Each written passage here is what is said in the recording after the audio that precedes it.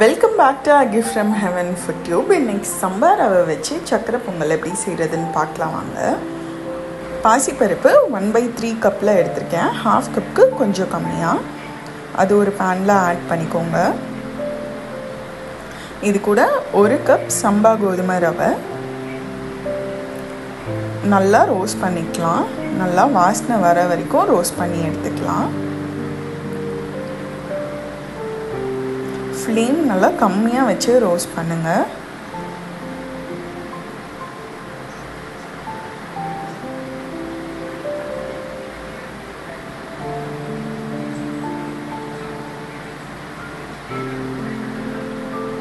நம்ம சேர்த்துருக்க பருப்பும் கோதுமை ரவையும் நல்லா வாசனை வரும்.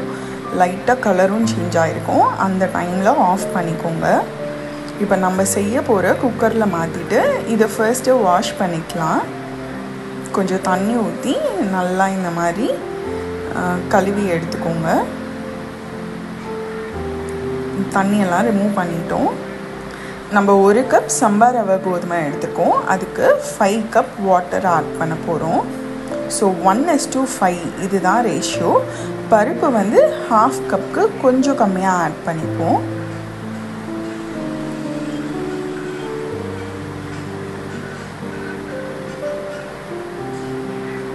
5 கப் தண்ணி ஆட் பண்ணியாச்சு. ஒரு பிஞ்ச் உப்பு ஆட் பண்ணிக்கலாம். இதை ஒரு 5 விசில் போட்டு எடுத்துக்கலாம். விசிலும் போட்டு எடுத்தாச்சு.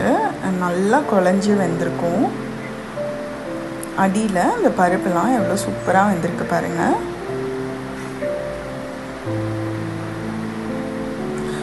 ஒன்றரை கப் வெல்லம் ஆட் பண்ணிக்கிறோம். நாங்கள் 1.25 கப் தான் ஆட் பண்ணியிருக்கோம். நீங்கள் உங்களுக்கு இன்னும் கொஞ்சம் ஸ்வீட்னஸ் வேணுன்னா நீங்கள் 1.5 கப் வரைக்கும் ஆட் பண்ணிக்கலாம். 1 கப் தண்ணி கூட அந்த வெல்லத்தை நல்லா கரைச்சி எடுத்துக்கலாம். நம்ம வேக வச்சு வச்சுருக்க ரவை பருப்பு கலவையில் நம்ம காய்ச்சி வச்சுருக்க வெல்லம் தண்ணியும் ஆட் பண்ணிக்கலாம். நல்லா கிளறி விட்டுக்கோங்க. எங்கேயும் கட்டி தட்டக்கூடாது. நல்லா ஈவனாக கிளறி விட்டுக்கோங்க.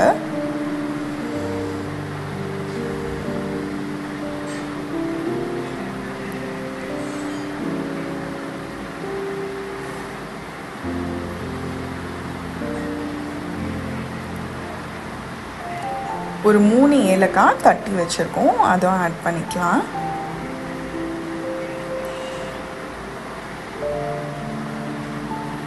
ஒரு சாஸ் பேனில் 2 டேபிள் ஸ்பூன் நெய் ஆட் பண்ணிக்கிறோம்.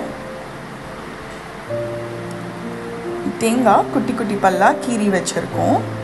ஒரு 20 பீஸ் கிட்ட கீறி வச்சுருக்கோம் தேங்காய். இது நல்லா ரோஸ்ட் ஆகட்டும். முந்திரி ஒரு 15 பீஸ் முந்திரி, ஒரு 20 to 25 பீஸ் திராட்சை எல்லாம் ஆட் பண்ணிக்கோங்க. நல்லா ரோஸ்ட் ஆகட்டும், கலர் சேஞ்ச் ஆகிற வரைக்கும். இப்போ நம்ம சக்கரை பொங்கல் கூட இதுவும் சேர்த்து ஆட் பண்ணி ஒரு கொதி விட்டுருங்க. பார்க்கவே எவ்வளோ சூப்பராக இருக்குது பாருங்கள். செம்ம மணமாக ரொம்ப ரொம்ப டேஸ்டியாக இருக்கும். நாங்கள் ஃபைனலாக கொஞ்சமாக பச்சை கற்பூரம் தட்டி ஆட் பண்ணி சர்வ் பண்ணோம். உங்கள்கிட்ட இல்லைன்னா நீங்கள் யூஸ் பண்ண வேண்டாம், ஆப்ஷனல் தான். கண்டிப்பாக ட்ரை பண்ணி பாருங்கள். ரொம்ப ஹெல்த்தி அண்ட் டேஸ்டியான ரெசிபி. உங்களை நெக்ஸ்ட் வீடியோவில் பார்க்குறேன். மறக்காமல் சேனல் சப்ஸ்கிரைப் பண்ணிக்கோங்க. பாய்.